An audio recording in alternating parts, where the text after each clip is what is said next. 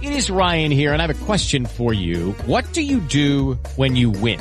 Like, are you a fist pumper, a woo-hooer, a hand clapper, a high fiver? I kind of like the high five, but if you want to hone in on those winning moves, check out Chumba Casino. At ChumbaCasino.com, choose from hundreds of social casino-style games for your chance to redeem serious cash prizes. There are new game releases weekly, plus free daily bonuses. So don't wait. Start having the most fun ever at ChumbaCasino.com. No purchase necessary. VGW Group. Void where prohibited by law. See terms and conditions. 18+. With the Lucky Land Slots, you can get lucky just about anywhere. This is your captain speaking. We've got clear runway and the weather's fine, but we're just going to circle up here a while and get lucky. No, nothing like that. It's just these cash prizes add up quick. So I suggest you sit back, keep your tray table upright, and start getting lucky. Play for free at LuckyLandSlots.com. Are you feeling lucky? No purchase necessary. Void where prohibited by law. 18+ terms and conditions apply. See website for details. Lucky Land Casino, asking people, what's the weirdest place you've gotten lucky? Lucky? In line at the deli, I guess? Aha, in my dentist's office. More than once, actually. Do I have to say? Yes, you do. In the car before my kids' PTA meeting. Really? Yes. Excuse me, what's the weirdest place you've gotten lucky? I never win and tell. Well, there you have it. You can get lucky anywhere, playing at LuckyLandSlots.com. Play for free right now. Are you feeling lucky? No purchase necessary. Void where prohibited by law. 18+. Terms and conditions apply. See website for details.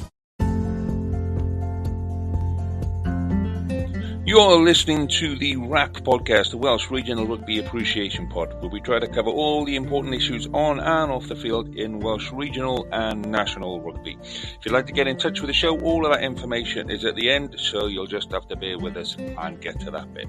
In the meantime, enjoy this week's show.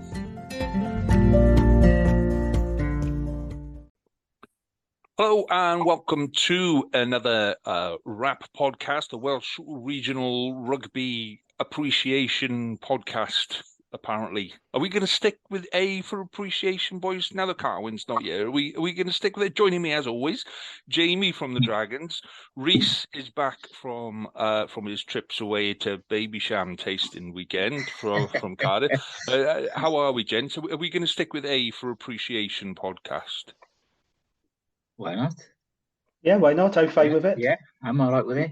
It's useful for the name in there, Ralph. I can't think of anything else that'll go in there. It genuinely didn't mean anything to start with. And then I was going to put argumentative or something, but it just kind of, rap makes a word, right? There we go. We'll do that and away we go. But yeah, it's getting that way the more we get stuck into Twitter, isn't it? You know. Oh, let's avoid talking about Twitter tonight. Yeah. Twitter's a no-go zone. Well, if anybody does follow us on Twitter and you want to follow us on Mastodon, then we're on there as well, and we're on Facebook, and life's a bit calmer on Mastodon, and on Facebook it's a little bit more kind of mellow. There's no fireworks going off on there, but yeah. So we just explain to everyone listening that we're going to do two this week because it's trying to cram everything into one podcast this week would have just been insane, and we wouldn't have had a chance to do everything. So we're going to do one at the start of the week, and just going to focus on the regional rugby for this one. Because obviously that WRU are meeting so we're recording this on Monday night. This will go out Tuesday morning. At some point on Tuesday, WRU were going to do the review, the meeting, the blah, blah, blah. And we're kind of expecting something to happen Tuesday or Wednesday. So we'll have a chat about the Wales situation in another pod on Wednesday when we have another guest lined up, which will be lovely. So no guests lined up this evening. Plus we're one down. Carwyn has had to go and have his nails done, or his hair, or maybe the doctor from the sexual transmitted disease clinic has phoned again and got an emergency appointment. Who knows? Who knows what Carwyn gets up to? But so Carwyn can't be with us this evening. So before we crack on with our usual things, gents, feels kind of right to just mention Doddie Weir. Absolutely. Passed away on Saturday. Just it kind of did more after the game than he. I mean, he was a great player and British Lion and did a lot in the game. And then kind of when people finish the game, they kind of tend to disappear or they might become a pundit or whatever. And I think because of, developing motor neuron disease and then setting up the foundation and doing so much after the game, he kind of became more of a personality after the game than he was in the game, sort of a thing, wasn't he? And yeah, absolutely. It's really sad news, isn't it? I mean, when the news broke on Saturday, we all raging about Wales, but it did sort of put everything into perspective. And yeah, great player. I remember Doddie as a player. He was brilliant. And, he was one of rugby's true characters. And I don't think rugby has many of those. And it's a very sad day for the game. He's only 52. That's no age, is it? 52 years old. It's so sad. Sincere condolences to his friends and family. Very sad news. And so obviously there's a lot of stuff that's now going to happen with the foundation and with, they're talking about commemorative games and this, that, and the other. And I just hope that, his memory. I've seen lots of people when they're doing their tribute to him, kind of saying, we'll keep your memory alive and we'll keep the foundation going, because he started something that is gonna. It's got to build momentum. It's got to do something.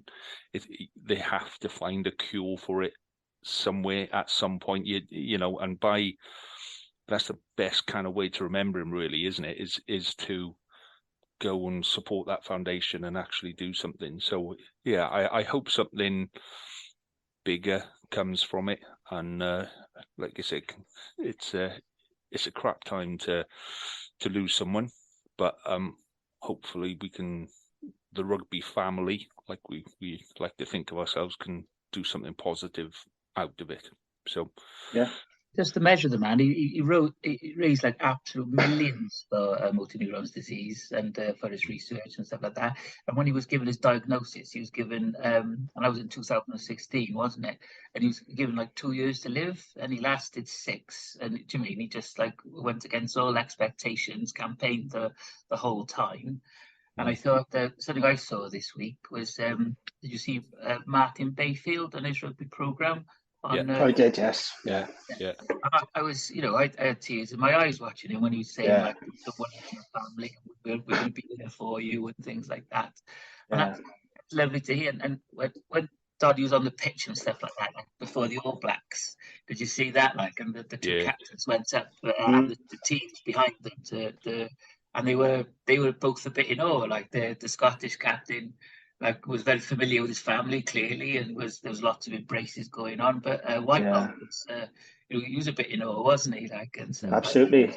Doddie was well respected and well loved in the rugby world, and it is a very sad day, for rugby. His death was a very, very sad day.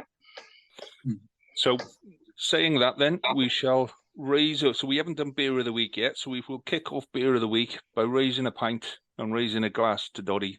All the best to Doddie in his memory. Cheers, boys. Yeah. Absolutely. Cheers.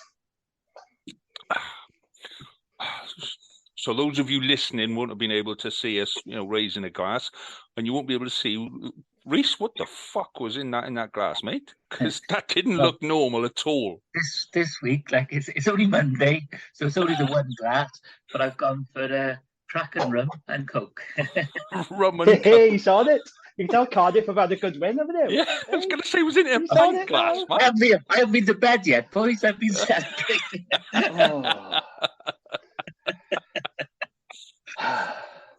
Right, Jamie, what have you got, mate? I thought that was a pint glass. I thought it was in a pint glass. I thought that kind of looks like a Guinness, but it's not got a head on it. Jesus, man.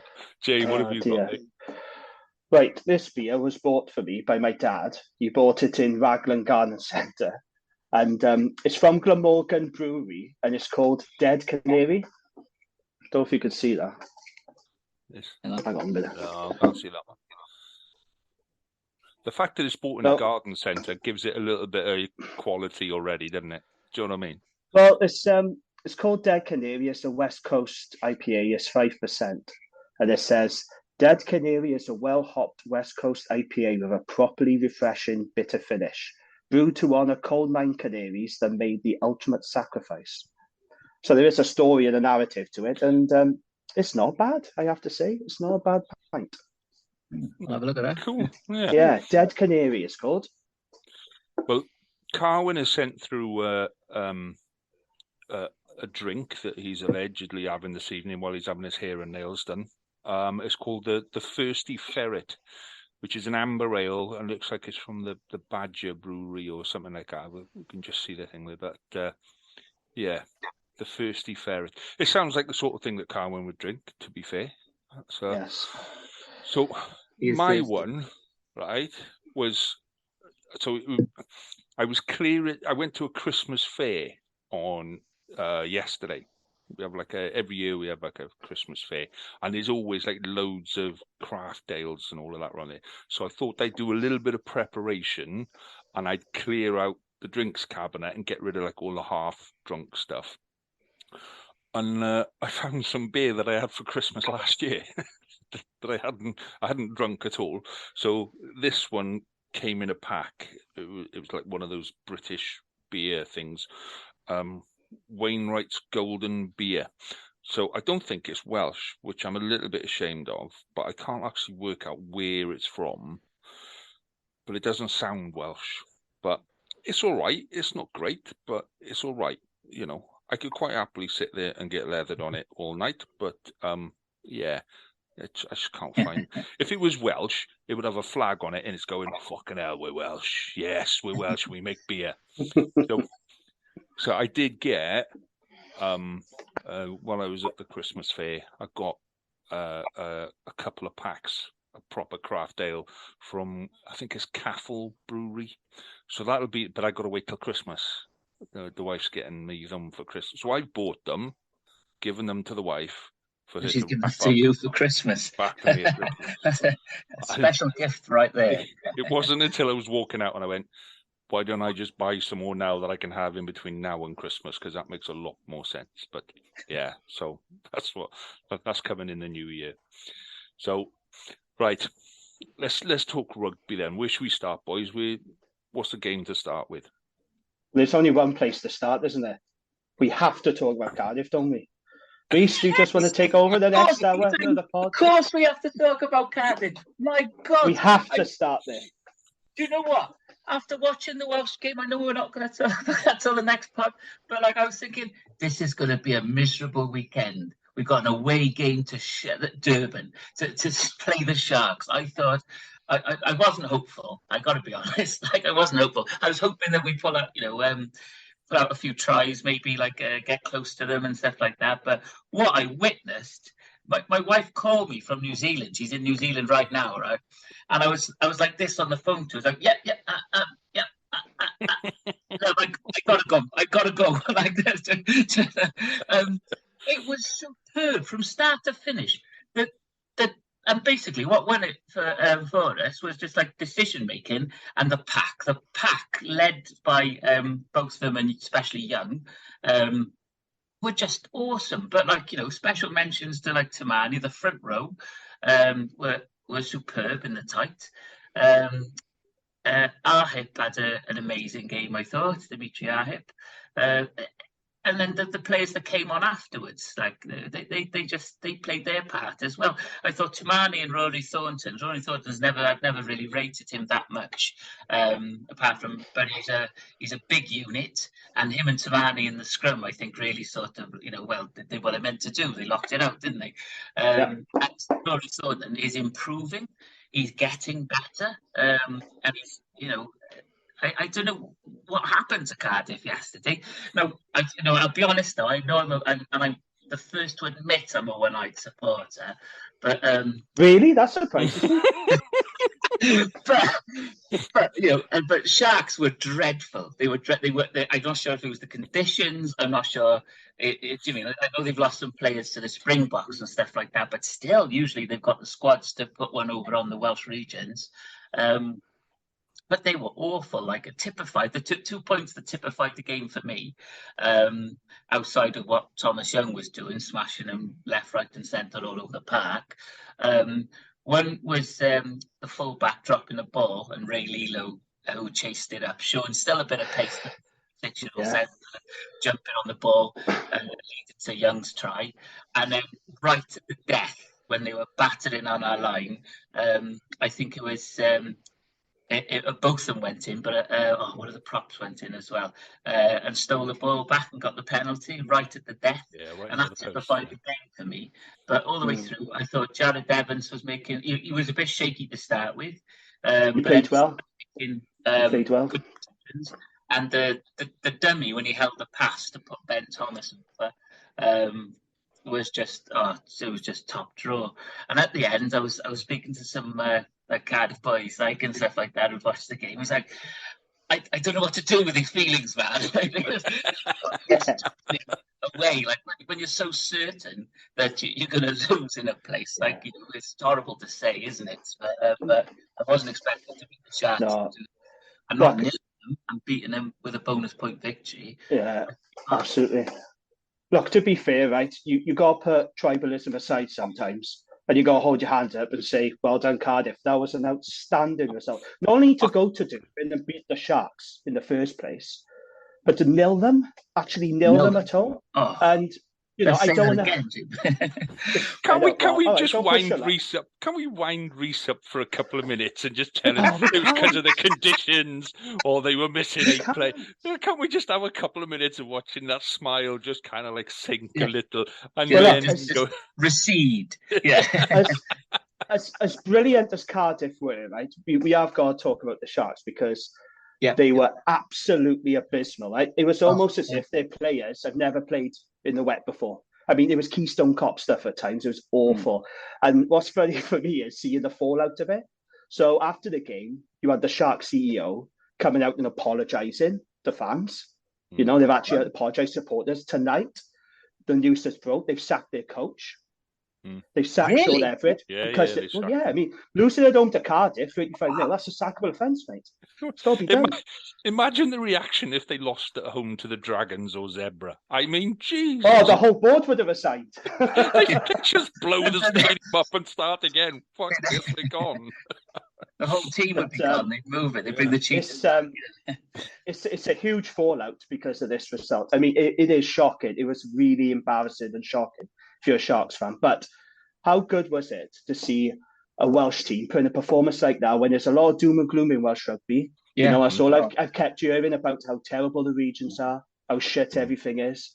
And to get a win like that on a, let's be honest, a depressing week actually for Welsh sport, if you're talking about the World Cup as well. It was the boost, the shot in the arm that Welsh rugby needed that result, whether you're a Cardiff fan or not. That's my personal take on it. And it was a fantastic win. Take my hat off to Cardiff. I mean, it was superb. Credit where it's due. And, Thomas Young, I mean, my God, he's superb, isn't he? I know everyone is saying he should be in the Welsh squad and people, and even Rhys Carey. But the thing is, not having him in the Welsh squad has helped Cardiff. Yes, there is an advantage that you're always having all your internationals on duty for Wales. So it's been a big advantage to Cardiff, and what's well, we've kept those internationals, but the squad boys have fronted up as well. So like Ronnie Thornton, and I thought Belcher, the hooker, played really well. Yeah. He got a couple of turnovers, and he was everywhere while he was on. And he took a battering as well. Like he's putting his body on the line everywhere because they had to wipe a couple of bloods off him throughout the game. It was a team effort, though, wasn't it? From 1 to 15, and you can affect everybody. Play their parts in it, but Thomas Young is superb, and I was just thinking about Doddie Young. I wrote a tweet just for a laugh, saying course for him to be the next Wales coach, and it's quite funny seeing people's reaction. But you know what? I've always liked Doddie Young. I read that thread. Some people were probably losing their shit. They actually thought it was serious, but I've always admired Doddie Young. No, I have, and I've always said I'd have him at the Dragons in a heartbeat. And it is funny with Cardiff fans. They got to be honest. 1 minute they're slagging off Doddie, criticising, he's got to go, he's this and that. Now he's the Messiah again, and no doubt he'll swing back again. But I do like Doddie Young. I think he's a really good coach. And, Cardiff are the best team in Wales. Like it or not, they are the best team in Wales. And they are playing some brilliant rugby, But I think when you look at, I'm not a fan of Doddie Young, but you look at the squad that they built around, some of the key players that they had there already. And the players they brought in have done really well to kind of boost things up. And they've also been able to bring a couple of the young players through. And you don't need a lot of young players. You just need 1 or 2 players to come through each year. And all of a sudden you start, if you get 2 junior players coming up and joining your senior team every year, you're turning that team over every 7 years. Well, that's a whole career. You just keep that going. Everyone's sorted. So I think the players that they've brought in and the youngsters that they've brought through have kind of combined really, really well. The bit that I was impressed with the variety that they played with. Like you would expect it was absolutely honking it down, and it was windy, and you could see that the Sharks were rattled, and then there'd be a kick to the corner with an excellent kick chase. And then the next time you think, oh, well, are they just kicking to the corner? Then no, right, it's going out. And then there's crash balls. Do you know what I mean? It wasn't a one system kind of a game. They constantly kept them thinking so they could never get into a comfortable defending pattern. So there was always space somewhere. And I just thought that was the best bit of that game, where you never really, the Sharks never felt comfortable. You could just see decision-making with what was in front of them, like whether there was a couple of times when like the commentator said, kick the ball, there's space, and he did during like from scrum half, and then you had players like Cabango tearing up after it as well. He's the next level fast. Too many handling errors from the Sharks as well. Like I said, they did not manage the conditions. It's their conditions, it's their home ground, and they just couldn't get a grip on it. As Cardiff, I mean, Di did say, didn't he, after the game that they brought the weather with them. It's Welsh weather, and they did play into Cardiff's hands, and they managed to, just like against the Stormers, mind. There was horrible conditions then at Cardiff Arms Park. They beat the Stormers. Why? Because all right, Rhys, pack it in. He was simmer down. He can't help himself. Oh, he's loving it, didn't he? But they managed the conditions better, and that's what Cardiff had done. Fair play. They love playing in the wet, don't they? I mean, they want to hope it pisses down every game day now for them, don't they? If it's going to lead to results like this. Di Young and his rain dance. I tell you what, did you like there were 4 games? The size of the stadiums out there. Can you imagine those stadiums full for a home game? Apparently the a couple of the games at the end of last season, the Stormers and Bulls or whatever it was, like those stadiums are full, and you're like, a home game, 60-odd thousand people there to watch a home game in the URC. That's if you're coming up through the ranks and you're going, oh, do I want to play in South Africa? Do I want to play URC or do I want to play Gallagher Premiership? And then you look at a stadium that size full, and you go, I'm going to stick with the URC. Yeah. I'm going to. I was actually. They need to be full, though. Yeah. I was going to mention this actually because one of the criticisms that's always leveled at the regions about their home attendances, and I've got to say, if you look at the attendance in South Africa, they are very poor. I mean, it doesn't help that they played in really big stadiums, But I watched Lions Dragons. I mean, it was an almost empty stadium. Now, there's several reasons for that. There's several reasons for that. Some people, a couple of Lions fans with my Twitter mentioned saying that, it's in a really rough part of town and, it's the wrong time of year and it's the opposition. There was all these excuses. But, when people are quick to criticise our attendances, you got to look at South Africa and you're thinking, well, something's not working there. Have they bought into the URC yet? You got to wonder because it was very worrying attendance. When you haven't got like sides like the Highlanders or the Chiefs going over and that when they're standing in World Rugby as entities, and you've got somebody who's meant to be clearly struggling coming over. Yeah, but with Cardiff, what I will say about Cardiff, right? Everyone knows Cardiff, don't they? Everyone in the rugby world knows Cardiff. They're a big brand, a big name in rugby. But I guess if you're South Africa and and you don't really follow rugby that closely, you're kind of thinking, who the hell are the Dragons? Who are the Ospreys? Yeah. Maybe that is part of the problem, right? The opposition. I don't know, but I just thought it was quite telling the attendances, not just this round, but in previous rounds. They haven't been great in South Africa, but that's a debate for another day. That's for South African rugby Twitter to debate or pod, whatever. Yeah, that's for them to. I don't get drawn into that. we'll let you kick off the debate on Twitter on that, Jim, and we'll sit back and just kind of watch. You crack on with that one, fella. So RIP my mentions. So let's move away from the Cardiff game before Rhys's face actually cracks into from the size of the smile. Well, now, right. Is there anything else you want to mention, please? Yeah. Is there anything else you want to talk about this game? This is your moment now. This is crack on, son. Am I not allowed to once this is over? Like, am I not allowed to? Do it now. Anything else? You mentioned a couple of things. You mentioned some of the youngsters coming on. Like, we got some like good boys coming through the ranks as well, like Bangos, and Ben Thomas. Yeah. Two who are more like mainstays now in our side. We've got players like Winnett, the fullback, coming through. We've got Teddy Williams coming through. Do you remember Owen Williams, the flanker that played for the Bridgend first, but then played for Cardiff for years and years? Yeah, Wales, yeah. I think he had like 1 or 2 caps, didn't he? Yeah, I think he had. I think he played one season. So yeah. Yeah. But yeah, he's coming through. Like, and he looks like a unit. We got some scrum halves coming through, and that's what we have to do in Wales, isn't it? We have to rely on what's coming through in the academies and things like that at the moment, especially with the money the way it is, and not being told what we can spend and can't. And it's nice seeing like that, and that's something that's happening across the board, isn't it? Just through necessity, like you see it at all 4 regions. Like, real dire in the Welsh side now for the Dragons, and some of the boys you got coming through, like your scrum half, Lee. Shea Hope, yeah. Oh, for the Dragons, yeah. Yeah, Shea Hope, yeah. Yeah. We've got, Archie coming through. Archie, oh God, what's his name? Archie. I should know this. My bloody son went to play school with him, to play group with him. Archie Hughes. Archie Hughes. Okay. Yeah.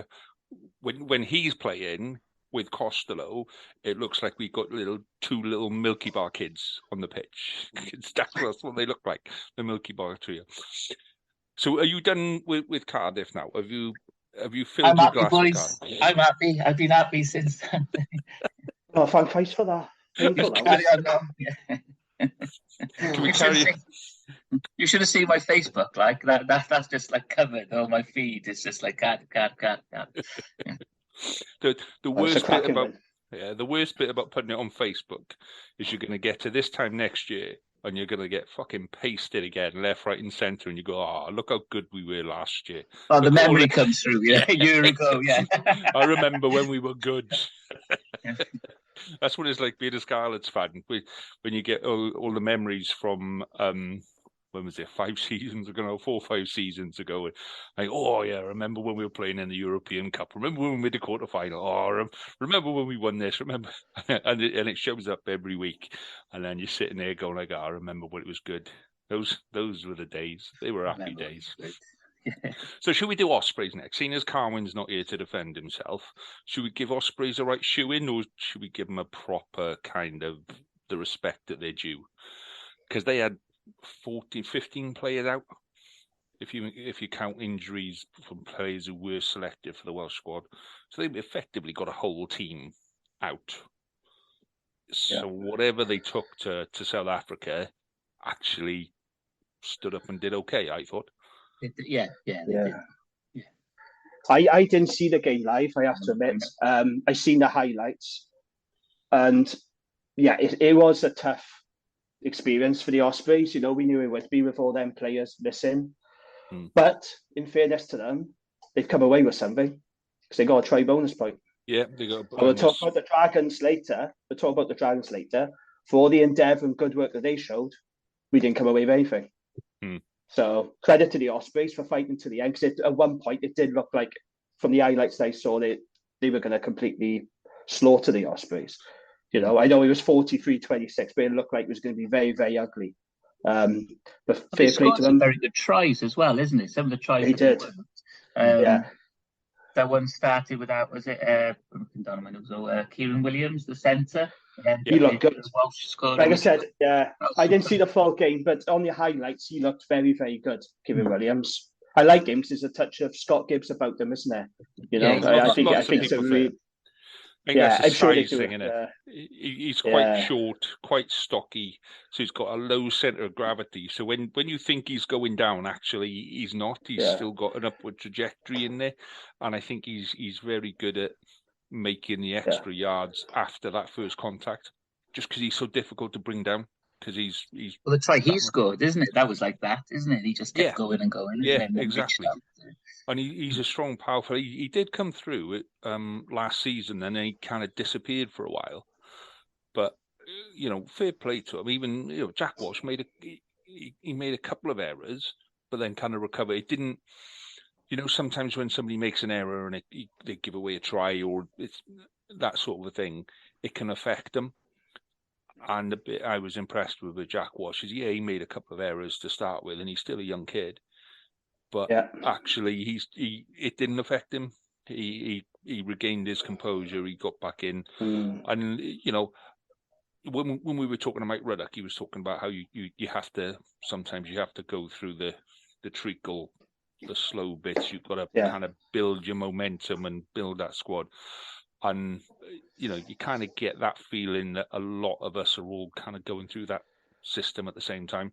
We've had to restart everything after COVID and start again and start to build the momentum. And you can see it's coming, which must be frustrating as hell if you're an Osprey supporter, because you can kind of see little bits of it. You can see it every now and again. And then you see a 6'7" bloody man mountain that looks like a bloody gorilla or whatever, just running straight through people, and you go, "Oh, Jesus Christ!" They're some big boys. They had some massive massive boys, and you get, they're running at some of the Ospreys players who were just out of academy, and that's a steep learning curve for those boys to go through. But it's got to be done, Yeah, he looks a talented player, doesn't he, that Jack Walsh? At the end of the day, of course he's going to make mistakes because he's young and inexperienced, but you can tell he's got talent. I saw him down at the Dragons and I thought he was very good. I know he missed touchdown that one instant, but other than that, I thought he's got something about him, and Osprey's got to stick with him. I think he's a talented player. But, from an Osprey's point of view, like I said, you are disappointed at that scoreline, but if I was an Osprey, I'd be thinking, I've come away with a point here. They have come away with something. Like, it may not look good on the scoreboard, but it's better than nothing. Yeah. Absolutely. Going away to the Bulls and coming back with a point, innit? And the way the Bulls were playing as well. Doing this, and fighting to the end. But when you put all of it together, the amount of players that they were missing, the players that they took down there, everything is feeling a little bit crap at the minute. And like you said, to come away with something you've got to take that as a positive, as well as there were positives in the game. There were bits in the game that worked really well for the Ospreys. What the fuck am I doing? I'm praising the Ospreys here, boys. Do you know what? I was thinking the same thing. I think we're all taking a leaf out of Jamie's book now, isn't it? Jesus Christ, I ought to say nice things about the Ospreys, but no, everything I've said is true, but it doesn't come naturally. One thing I will say, though, about the Ospreys, right, it's not going to get easier now, because, of course, they got the Sharks next. They've had a lot of clips. We've spoken about them. There's going to be a huge backlash coming, right? There's talk about the likes of Sia Khaleesi, Eben Etzebeth coming back into the team. So they're going to respond because they've been humiliated by Cardiff, and they are going to want to respond. So Ospreys are going to face a baptism of fire there. So they really need to front up. I was going to say they're going to bring their South African national players straight back in, aren't they? That's what I read in South African Rugby magazine. They say they may. I don't know for certain, but I would say after that embarrassing performance and result, it wouldn't surprise me if they chucked them straight back in. And, they got to respond to that, haven't they? So good luck, Ospreys. Yeah. Well, you look at the pack that the Ospreys put out, and, it was quite a weak, not a weak pack, but that's where most of their players have gone from. You can see that back. You look how many appearances the back line had, and you go, well, 20 odd appearances each, and then one or two lower and a couple higher. That's a decent enough kind of a back line. And then you look at the pack, and I think the most experienced, what's his name? The second row was the only one in double figures. Oh, Bradley Davis. Bradley Davis, that's him. I thought he retired. I genuinely thought he retired. I saw his name on the sheet. Yeah. And I thought, crikey, give him a wheelchair, man. But, yeah, fair play. You know, they stuck at it. But it's, like you say, that Sharks. And there were some big boys. There were some big boys in South Africa. I didn't... They're all big. All these teams have big packs. The Lions got a big pack. It's not easy. It's the physicality and the sheer power, because they are big men, and we don't have big men in Wales, do we? We don't have enough of them anyway, you know? We don't produce those that's it. We got a couple, but not enough. We don't breed them, I think, over there. We don't produce them. We just don't. Cardiff did a couple of things. Sorry to mention Cardiff, but like... no, you're not. No, you're not. I'm going to mention Cardiff again. you had your moment. Don't keep on about it, like... But when the pack was together, I think what we got to do, like, I remember, like Japan back in the 90s and the noughties, when the scrum half put the ball in the scrum, it'd be whipped back to the number 8 faster than you've ever seen, isn't it? And out, you know, because they knew that everybody else's pack was going to put a shove on them and possibly get the ball back. And the Cardiff did that a couple of times, I thought, on at the game, sort of thing, where the ball went in and it was at the number 8, it was at Botham's feet. You know, before you could say 3 shakes of a monkey's tail. Yeah, we're talking about the Ospreys now, Rhys. Yeah, I know. Yeah, Ospreys, mate. And that's what you got to do against these big packs. That's what you got to do against these big packs. You've got to play. There's just no shame with him at all. It's just like whatsoever. No, I'm sorry to upset you, boys. But I'm a supporter of the best region, you know. We could be talking our about... listeners know this. We could be talking about Munster and Connaught, and you go, yeah. Now, similar thing... Cardiff. The Cardiff game. Let me tell you about that. My daughter, she's only 11, she said, Dad's going to be talking about this for a while. Like, she doesn't like... She's right, isn't she? Fair play, she's right. Yeah, next week can't come round soon enough, mate. I think that's going to be a rude awakening for us, like, against that both sides, eh? Well, I don't know. Yeah, but this is always the thing with Cardiff and Dai Young, is just consistency. Yeah, and absolutely. You're either really, really good and, you know, things are working and it's great, and then you can put the same team out the week after. Yep. And it just all falls to shit. And last season, the same team beat Leinster, got battered by Benetton. Do you mean that is, you know, and they're a good side, don't get me wrong, isn't it? But yeah, I bet you don't want to talk about that Benetton game as much as you want to talk about the Sharks, do you? No, not really. No. I nearly gave up my season ticket after watching it. But then the same thing happens every summer. I just start watching, oh, right, they signed that guy over. Yeah, I'm going to get one, yeah. So let's move on to the Dragons then. So Jane, you got like a good 5 minutes here, all on your own, mate. Off you go. Give it both barrels. Well, if you look what happened to Cardiff. Just getting in there, Rhys so ready, like, you know, expected to come back to Cardiff at some point. Mate, I'm watching for the inn. I'm watching for the inn. What you should have done is what Cardiff did. Oh, Christ. Okay. I think, look, I mean, in all honesty, I thought it was a respectable performance and result by the Dragons. I'm a little bit annoyed, you know, because there were some good things in there, but we should have come away with a bonus point, you know, because we butchered 2 tries. One was Wainwright, who for some reason just could not catch a ball. Don't know why. He just kept knocking on all game. It was really frustrating. And then there was that chance in the second half of Moriarty, who, for all the will in the will, looked like it was a try, and he just knocked it on. Really frustrating, you know. His hand came underneath it. There's one view, and the hand, just as he's coming down, there's a hand comes like underneath him that looks like it's trying to wrap him, and as it wraps him, it just knocks the ball and knocks it out. It just it should have been a try, you know. It should have been a try, you know. And if he scored those 4 tries, you know, we got within 7. That's 2 bonus points then. So you get a losing bonus point, you get the try bonus point, and that would have been a great result. But no, you know, it was like I said, it was a decent enough performance. The scrum went as bad as I expected, you know, because the scrum is Dragons' Achilles heel, and when you've got key players missing, you know, against a big pack like that, you're struggling. Although I will put a word out for James Benjamin. It was his first start as hooker. I actually thought he did all right. Yeah, his scrummaging needs work, but you know, his throwing in was good. He was good in the loose. He was good around the park. Like I said, you know, I'm not entirely sure if this transition to hooker is going to work out for him, but you know, he did okay, I guess. It was nice to see Shea Hope, 19-year-old, given a chance. You know, when he took a try really well. Excellent line break from Steph Hughes. It was really well worked.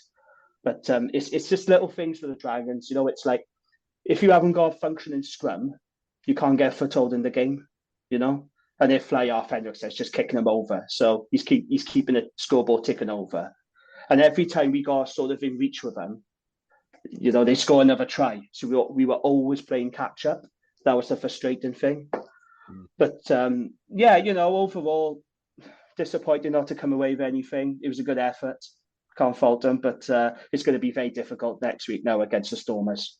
And I do fear for Dragons in that game. You know, we may have the likes of Bradley Roberts back. There's talk about Leon Brown making a return for fitness, Ashton Hewitt. But I'm worried about that game. I think that could be ugly. I really do. So, yeah, we'll have to see how we go. I'm worried about it. It's nice to have the old Jamie back. None of this bollocks about we played well and we won a game. It's good to have the old, we're going to get fucking pasted this week. We are.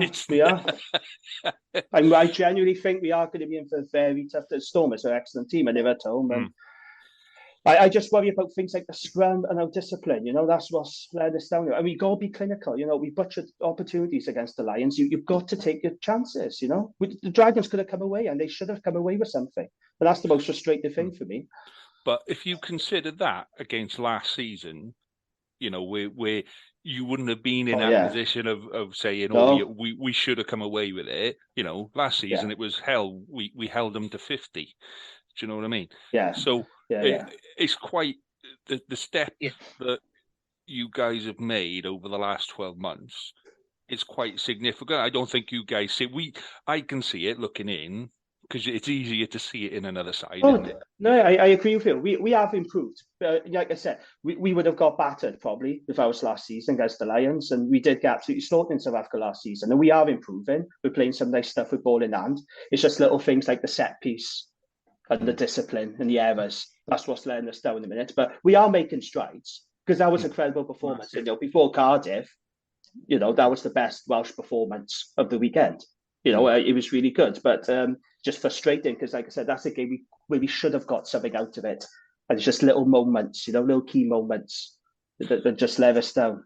But the score at the end, though, that shows like you just carried on and carried on and carried on, isn't it? Like it wasn't a Dragon side where their heads dropped. No, I think you know the pack kept, you know, as much as they were stuck in a time, they carried on going and going, isn't it? And you might drop the ball, but who did you say didn't play? Alan Wainwright, wasn't it? But he had a couple of good runs, didn't he? He did, yeah. I think this is the same though with all regions at the minute. We've shown that we can play in pieces.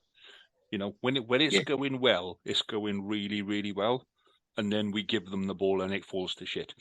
And I think that's kind of consistent amongst a lot of us. Is defense is our weakness. You know, when we're in control of the game, when a Welsh side is in control of the game and play into strengths, then actually we're cutting people apart, you know. And that try that you were talking about with Steph Hughes, that was, you know, that was a really smart miss two pass that pushed Steph outside the outside centre and into a gap, and he just went straight through. Now that's the sort of stuff that you don't necessarily train for. You don't train to throw a miss two pass. You might throw a miss one, or you might throw a slightly longer miss one, but you don't train for a miss two pass. But that's just somebody going, do you know what? There's the gap, and whack, that ball's going into that gap, and he hit it at pace and was just, you know, legged it. I just thought that's the sort of thing that you have to then build on. You know, we can break this game up and we can go forward, and there's something there to build on. Yeah. And I think that I genuinely believe that the Dragons are on a much steeper increase in performance than you give yourselves credit for. And I think next season, all 4 Welsh, this season, yes, it is difficult with everything else that's going on. It's difficult. Next season, I'm already looking at next season, and I'm thinking, you know what, if we keep developing the way we're going, then next season's looking actually quite good. You know what I mean? We are making strides under Dave Flanagan. We are, and with our heads then dropping anymore. You mentioned it earlier, in the past, they've seen so many Dragons games where, they go behind really early, a couple of scores, heads drop, and then they end up getting battered. That's not happening now. We're fighting back, and we're a lot more resilient, and we will give it a good crack, though, as before. We would just fall to pieces, fall to shit. But a word on Steph Hughes, though, 3 turnovers as well in that game. 3 turnovers from a centre. Yeah. According to the URC stats I'm looking at now, he got 3 turnovers. So he's been a brilliant signing, hasn't he? For short term. But the thing is he wasn't doing that for us. And this is on my Scarlets podcast. I'm not too disappointed that Steph's gone. You should be. No, not in that way. Yeah, because I think whatever it was, whether it was a system or I think it was the fact that we had Jonathan Davies in front of him, and he just wasn't getting the game time because, you always know, no matter what happens, last season, a couple of seasons ago, he was man of steel against for the British Lions against New Zealand. He was man of the series, and that's the guy you've got to knock out the side to get regular game time. Do you know what I mean? So I think going to Dragons is giving him that kind of that spark, that lease of life that you need. That he's been in a position where there's no real avenue for him to get regular game time, and now he's in a place where he's got the opportunity. And last summer, when he's the boy that just trained, didn't he? He had no contract and just trains like that's right, yeah. Player, and then got picked up. I think that's going to give you a fright, isn't it? And that's going to make you you're basically playing for your career now, aren't you? Isn't it? Yeah. But it's going to be interesting to see if he does get kept on full time, because let's not forget they got Corey Allen there. We signed him from the Ospreys. He hasn't played rugby since 2019, and we don't know when he's going to. Corey Allen, yeah. Dragon signed him. And he hasn't made an appearance yet. So you're kind of wondering, is he ever going to make an appearance on the rugby field again? But we got Steph Hughes, so maybe a decision might have to be made there unless Corey Allen can. I hope he can. I hope Corey Allen can make his return back to the field because he's a talented player. But, they got a decision to make, I think. If there's a choice between keeping Corey Allen and Steph Hughes, and I know it was a bit cruel, but, with tight budgets tight, you've got to make a decision. It was quality when he first came, burst out of the blocks with us, like Corey Allen. He was really good. He just played by injury his whole career. Yes, it's a shame because he's a really good player, Corey Allen. He played a couple of good games for Wales as well, didn't he? He did, but he had that hat-trick, didn't he, in the World Cup against Uruguay, I remember. But just very sad. I hope he gets his career back on track, but we'll have to see what happens. Well, this will give you an idea of the way the game is going now. That so you saw we signed what's his name, Sam Wainwright. Yeah, Scarlett signed Sam Wainwright. Day after, one of the fringe players in the Scarlets retired. Yeah, 27, and that was it was Josh Helps, wasn't it? Yeah, Josh Helps. Yeah, okay. Who I will say I've met is a very nice guy. He's a local boy from down here. But again, he had a couple of nasty injuries that just kind of never repaired, never really made the breakthrough. Again, with him, he's got to get through Sam Lousy and Vaya Fafita to get a starting position in the second row. And then you've got the price points at 6'6" and he's 6'3". It was always going to be difficult for him. But this is what I think you'll start to see now, where Wainwright comes in. We've only got a set budget, so we know that this is the time of year. Even with all the funding and what have you, there are still conversations going on about we're keeping you or we're not keeping you. Do you know what I mean? That there are going to be certain players that, no matter what the budget is, are going to go next year because they don't fit into the coach's program. They're just not going to be there next year. And I think Josh Helps fitted into that. And I think he just went, right, he's come in. They're trying to get rid of players and money. Somebody must have said to him, have a little bit of money in the back pocket and off you go, fella. And I think we'll see more of that as the season goes on, with people just, retiring from rugby. And I think that's the way it's got to be for the next couple of seasons. But not only that, mind, don't forget the region still don't know their budgets. So there are players that are left in limbo because they don't know what they're going to do. It's okay for the international players. They know they're going to get re-signed.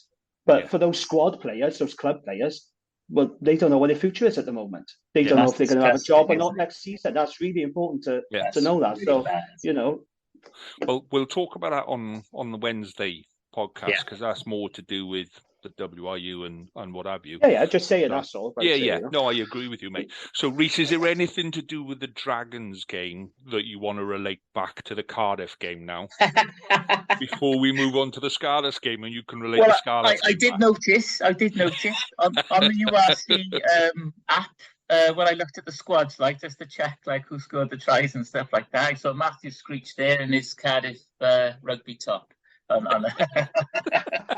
He's gonna find a way, isn't he? He's gonna find a way. Hughes was in his Scarlet's top on the Good to have Screech back, by the way. I'm happy about that.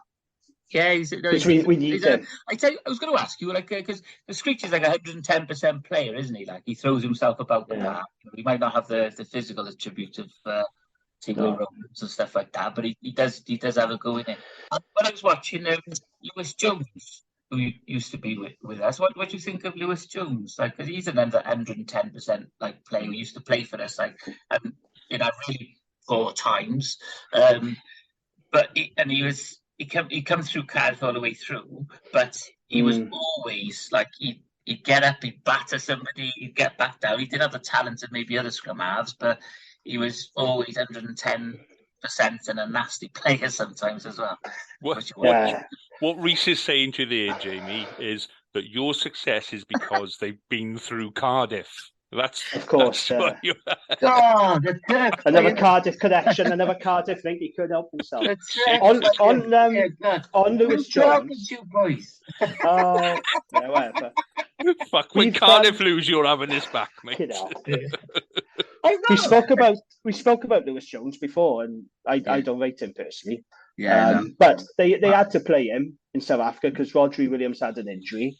I think it's too much to ask a 19-year-old to just step up like that in South Africa. But Lewis Jones is he's a decent enough player. He's third choice, with Petrano and Williams is there. But going back to Screech, though, I am pleased he's back because he was excellent for the Dragons in this stint, And let's not forget, he won the Pro 14 Ironman Award.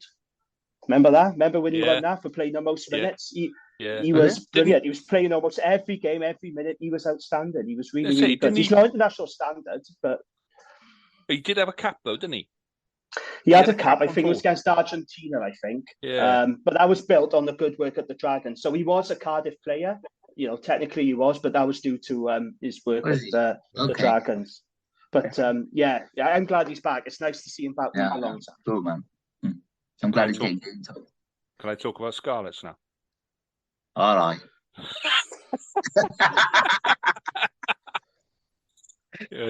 It's weird. Obviously, Scarlets played first on Friday, and started really, really well. That game, we should have put 2 kicks over. We should have been well ahead, and then it all went a little bit wobbly, and then we had 3 really clear opportunities that just balls them up. And Johnny McNichol, what the fuck was he doing? It just, and I don't know. There were times where he was absolutely superb, and then there were times where you're like, that's fucking youth team stuff. Do you know what I mean? And it's really that inconsistency is what is killing us at the minute, because when we were playing in broken play, we were just carving them open. They didn't look like league leaders when we were playing in open play. Tight play, Jesus Christ, those boys are big. The the size of their front row, you could put their front row side by side and they'd cover the whole of the 15-yard. They were bloody massive. And their hooker literally cannot get his arms down by his side. He's so big, yeah. He looks like he's flying. He rests his hands on the side, and they're at like a 45-degree angle. That's the closest he can get his arms in. They are massive boys, and he's his second choice. He was his second choice hooker. He was massive, and he just ran at us constantly. And I think for the first kind of 10, 15 minutes, we coped with them, and then you could just see boys slipping off tackles. And then there was space developing and this, that, and it. And, you know, I took a lot of positives out of that game because I think you have to. I think, you know, we should have scored at least 3 more tries than what we did. Easy. With just simple bait. We were trying to throw missed passes where we just go, no, just give simple pass, draw the man, give players in. You know, it wasn't difficult stuff, but it was such a big improvement on where we were against Connaught that I was quite happy. I think some of that is Lee Blackett, just kind of given the confidence. I think that we just had the confidence kicked out of us over the last couple of weeks, and having that break. I said before, I think that break came at just the right time. A couple of weeks away, off to South Africa, nice sunny weather. Wasn't pissing down for us. Maybe that was the problem, but I thought they competed really well. But when we started dropping off tackles, the Stormers were just, you know, they're clinical. You can't tell if it's a second row or a centre running at you. Do you know what I mean? I don't know if you're going to agree with this now, Lee, right? But I got good Scarlets mates of mine, and they've told me there's something going on between Rhys Patrol and Dwayne Peel, that they've had some sort of falling out. I think somebody like Peel needs to suck it up. Right, you need to be playing Rhys Patrol from the start because your attack was a lot better. You created more opportunities, looked more dangerous. I'm sorry, Dan Jones don't cut him, mate. I don't know what you think of him. I don't rate him whatsoever. He's not good. Get Patrol at 10 from the start. I think, yeah, there definitely has been something going on because, you know, Patch, he's a class player. He has been inconsistent though, and that's, you know, every now and again he'll do stuff and you go, well, you know, that was a simple pass. What was going on there? But he's deceptively quick, and he's deceptively, you know, he's 6'3". He's actually quite a big boy. You know, he doesn't look like a traditional outside half, and he's quick. And so you sometimes you look at him and you go, you know, this is it now. The guy is on fire, because when he's on fire, he is amazing. And then I think that kind of works against him, where he has an average game. You almost expect you measure him against the amazing game rather than that was an average game. Do you know what I mean? His standards should be a lot higher. So yeah, I mean, when he was on, it was good. Yeah, Dan Jones is always going to be number 3 in my book. So why he's starting, I don't know, but. You know, that is the way it's gone. I think, you know, Patch is coming back from injury still. They are still nursing him over injury. They're scared shitless, same as Halfpenny. Every time Halfpenny bloody farts in the wrong direction, he puts his back out or something. He's done now, isn't he? He's done. Yeah. And I think they're just kind of nervous of him coming back into the side, getting injured. And if he gets another nasty injury, that's end of career. Do you know what I mean? Yeah. So yeah, I don't know what's going on. I'd love to see him back on fire because he was our he was the spark that set the firework off. He was, yeah. And I think when Costello comes back in, you know, I think Costello's learning a massive amount from Patch. Patch is a really good coach. You know, he coaches junior teams and all sorts of stuff. He still coaches in Cardiff. So some of the Cardiff success is obviously coming from the fact that Patch is still coaching some of the Cardiff boys, you know. So I didn't want to say he's a Cardiff boy as well, like from my story. Oh, here we go. Why did you have to say the C word? Don't say it. I think it's don't say the C word. Primary school as well, like it is. So I think. You know, he is one of those players that can change a game. And Dan Jones, like I say, he's a good club player, but he's not He's not the kind of standard that we want. Dan Jones is here because he's a kicking and controlling outside half. He can, he'll put you in the right places and he'll release others. He's never going to be. He doesn't get your backline moving like Patchell, though. He doesn't. No, that's the problem. And he used to, and I think that's why he's still there. He used to be able to bring players on. He'd be one of the players that I wouldn't expect to see next year. Genuinely. What's the difference with him then? Like, is he not playing as forward as Patchell can sometimes do, like play right up on the line? Or well, Patchell varies it because he'll either play really flat or he'll play really deep.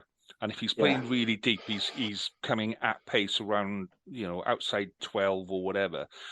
And I think Dan Jones is very kind of one-dimensional, and he's always in the same place. And if he's a little bit further back, well, let's go and kick for the corner. And there's no variety. Where you look at somebody like Costello, you haven't got a clue what he's doing. I don't think he knows half the time. It's just, there's a gap gone, bang, and it doesn't matter if I'm behind my own goal line or 5 meters out from there, he's that kind of instinctive player. Whereas I think Dan Jones is a bit more structured, a bit overcoached, if anything, and he'd be a player that I would not be surprised to see go next year, because I know there's a couple of boys coming through from academy that are really, really good 10s. And I wouldn't be surprised to see, I think there's 3 boys in senior academy that play 10. I wouldn't be surprised to see one of them switch to fullback, because I've seen him play fullback before and we've just lost our other senior academy fullback. So I wouldn't be surprised to see, a couple of boys starting to come through. I can't see Dan Jones being there much longer. No. So, but I thought there's a lot of positives that come out of that game. Mainly because we should have scored, but just the feeling on the players' faces after the game. After the Connacht game, everything was down on the floor. Everything was why the hell are we playing this? Can just tell the body language, the face, the way things are being said. Even Dwayne Peel, when he's doing his interviews after, was just like, we didn't win. Yeah. Whereas after the game on Friday, it was a bit like, do you know what? There were things there that we could work on. We made some silly mistakes. You can correct silly mistakes, and we can go forward with that. So I just think the attitude in camp is a bit better. We're back to where we need to be. So I'm hoping we can go forward with that. I mean, we're only playing the Lions next. They're a bag of shit, Who can the Lions beat? Yeah, exactly. Yeah, they got a good outside half. Yeah, they have. He came through the Cardiff Academy. He did. Where's the Cardiff link? I tell you a player though, I was impressed with the Scarlets. There were a number of really good individual performances. I was really impressed with Dan Davis. I really like Dan Davis. I don't know why he doesn't get the amount of game time, but I think he's really good. I thought Ryan Combia was excellent, finished his chances. I said on Twitter I probably would have had him instead of Cuthbert in the Wales squad, personally. I know Cuthbert's got credit in the bank and all that, but I think Ryan Combia is a really good finisher. But it just wasn't a Scarlets night, because for all the good moments, there was some, pretty bad stuff as well. And, Foxy throwing that pass into touch, that kind of summed up the Scarlets nights, really, didn't it, Yeah, and with Dan Davis, I mean, he's literally just back from 18 months off with injury or whatever it was. Oh, okay. So to see him come back and play quite a strong game, was impressive. Who else? So Lozano was back from injury as well. So Davis come off, Lozano came on, and he played all right as well. So yeah, it was actually quite. I tell you, we did have a good game. Was Shingler, for an old guy. And Shingler, yeah, 30 odd, and he was breaking the line. He was offloading.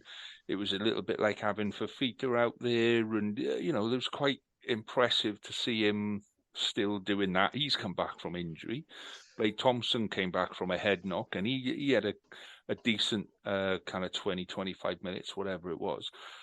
So yeah, I think there was a lot of good stuff out there that we've got something now to build on. There's positivity there to build on. I can't imagine those players training this week and being down. Do you know what I mean?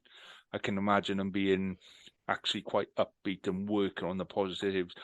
try to tackle fucking something after 20 minutes if you can. If we can just keep tackling for the whole game, I think that might actually benefit us quite substantially. But it's little bits like that. If we can start pulling it back to where we have been, and start playing up a broken game, I think we keep talking about we turning a corner. I think we might be turning a corner, he said confidently. It was a lot better performance. It was a lot better to watch. It was, going back what I said at the start, like there's a lot more guts about all 4 regions this weekend. There had to be, but like past seasons, we could have so easily just dropped their heads and got smashed by these massive South Africans. So let's have a little look then. So I've got an idea. Now, Carwyn's not here to agree to this or disagree, right? So I thought, we do drink of the week at the start, right? And we all get to choose our drink of the week. Yeah. So I thought what we do is we kind of change that up a little. So 3 of us get to choose our drink of the week. And then based on who's got the worst set of predictions for that weekend's games, whoever's got the worst set of predictions, the other 3 of us get to choose their drink of the week. Yeah. Oh, that's going to be me smashed every week, isn't it? Jamie's on the special brew.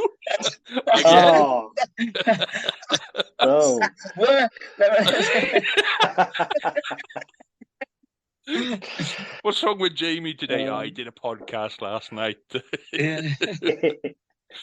So anyway, that's my idea. So, but what it means is I got to write down everybody's predictions, and I'm crap at that bit. So let's have a look then. So Friday night, the Sharks and the Ospreys at the Hollywood Bets Kingswood Park, which is the best name. Awful name for a ground, isn't it? Absolutely awful name for a ground. Where are you off to this week? Hollywood Bets. Hollywood I could do it. I'm going to say the Sharks are going to come back strongly. I can't imagine them playing a game like that again. Especially if the weather improves as well, and they got like a harder ground to run on. It's going to be a tough night for the Ospreys. So I'm going to say the Sharks by 15. Sharks, but I'm going to write this down now so we can do this next week. Yeah. So, right, Rhys, Sharks by 15. Okay. My face is that of a man bracing himself. Special brew, James. Special brew, Rhys is what we call it from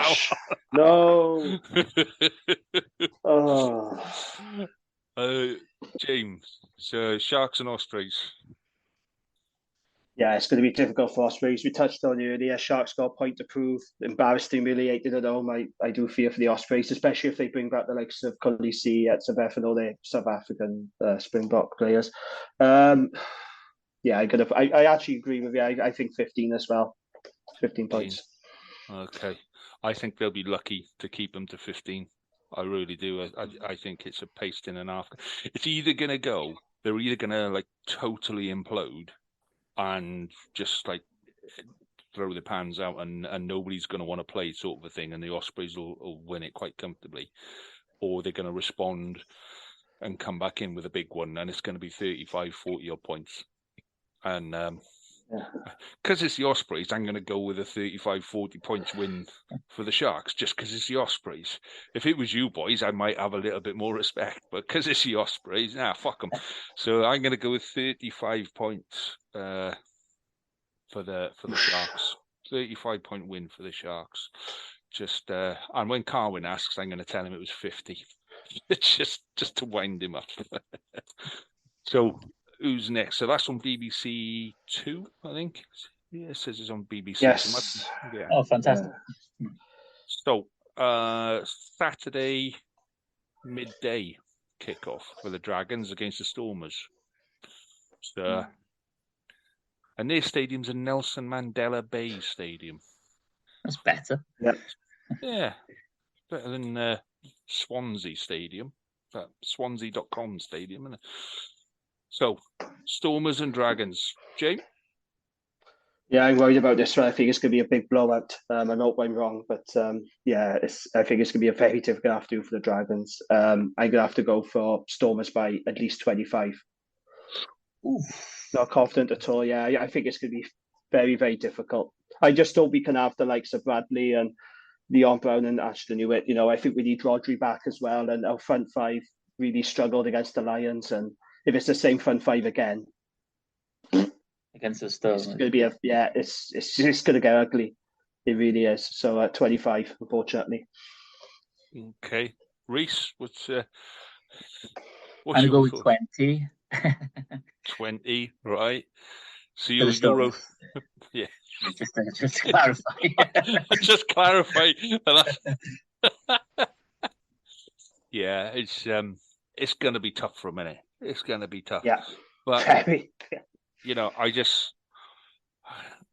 keep hoping that somebody's going to pull off one of those. I think Cardiff pulled off one of those games against the Sharks. Is it going to happen for the Dragons? I wanting to say yes, because I want to see them kind of keep progressing. But if I start predicting the Dragons win, Jamie's just gonna rip me to pieces. Yeah, don't do that.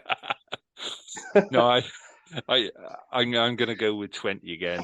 Just I fear it may be more, but yeah, 20 on that one. Fair enough. Yeah. Next up then was Cardiff. I missed. Yeah, Cardiff. Where Cardiff? There we go. Right. So Cardiff are on S4C at 6:00 against the Bulls.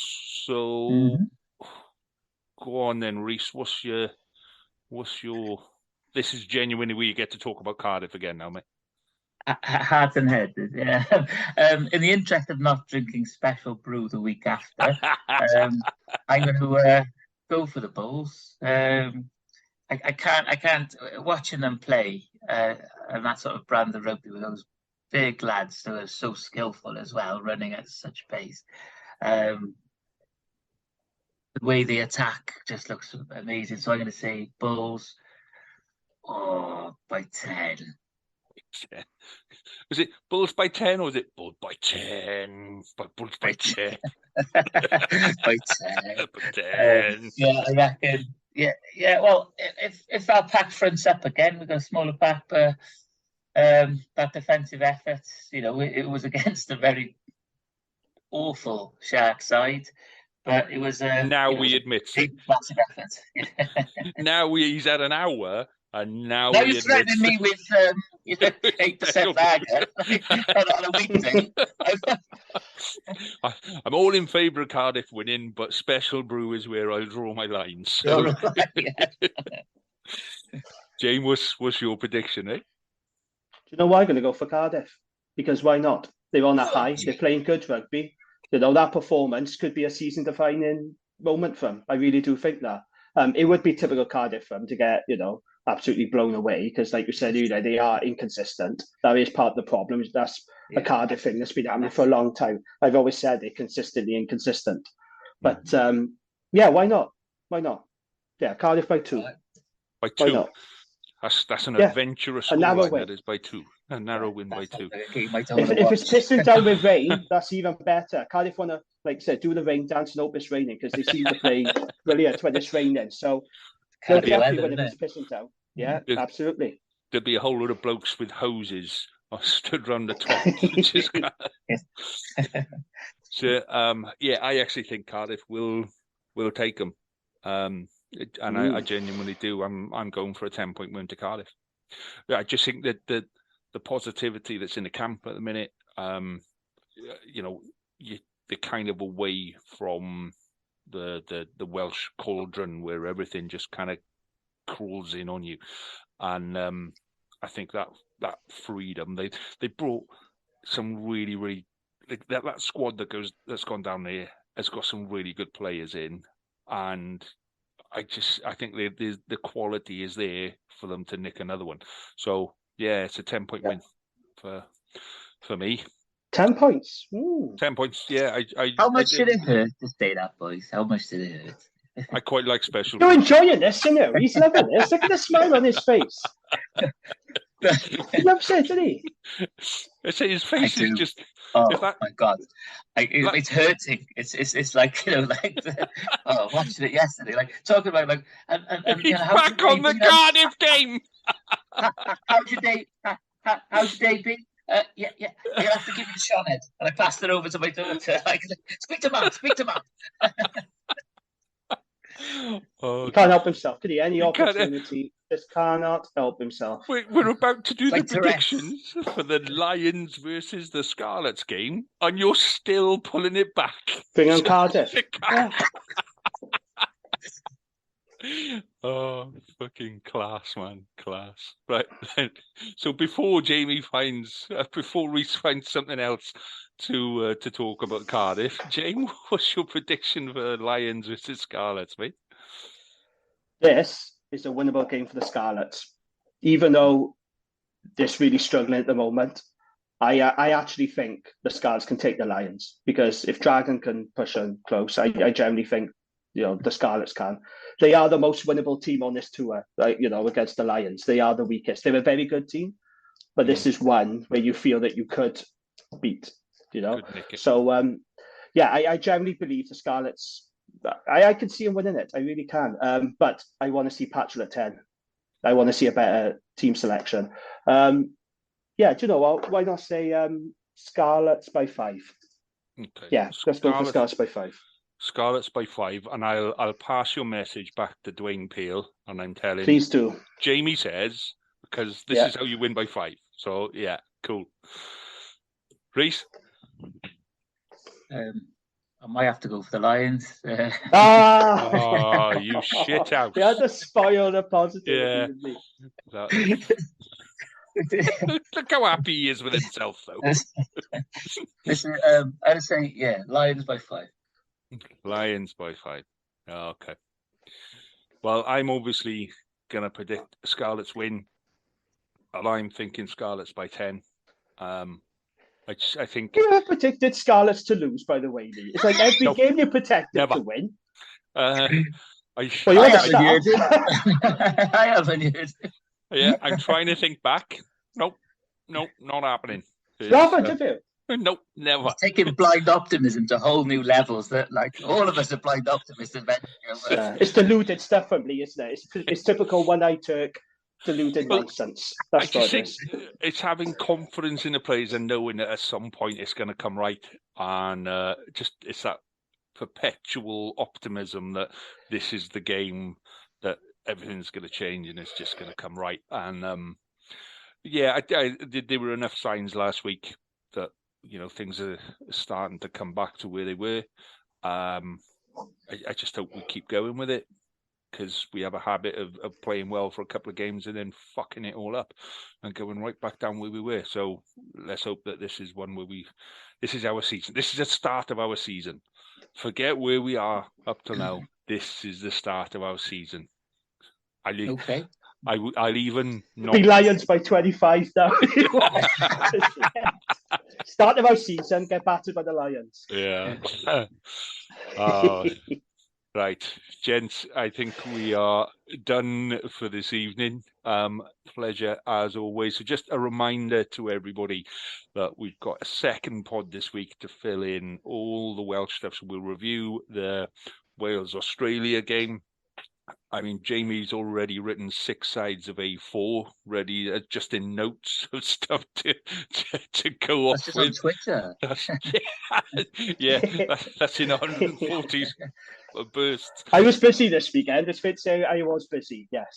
I got to get on it more, man. I got to get on it. So, so there will be another one with a rather special guest. We got some. We're starting to get some really good guests, boys. I think it's because people have seen Jamie's face and they go, "Oh, he's a bit tasty. I'll go and join that pod." I think that's what it is. He's got that kind of face about him. You know what I mean? I didn't want to say that, but yeah, you know, that's probably is what it is. Good-looking one amongst them. Not saying much, boys, is it? The competition isn't stiff, is it? Gents, Pleasure as always, gents, and we will Great do to this see you guys. again on Wednesday. And enjoy your rugby. We'll catch up then. All the best. Yeah, Look forward to it. Cheers. Ta-ra. Ta-ra. Bye.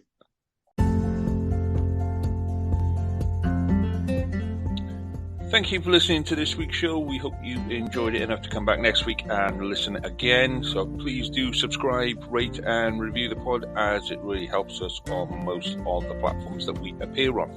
You can keep the conversation going on Twitter and Facebook by searching for us WRAP, WRRAP, or you can email us on Welsh Regional Rugby Pod @gmail.com. We'll be back next week to do some more of the same. We hope you'll come and enjoy us, and in the meantime, enjoy your rugby.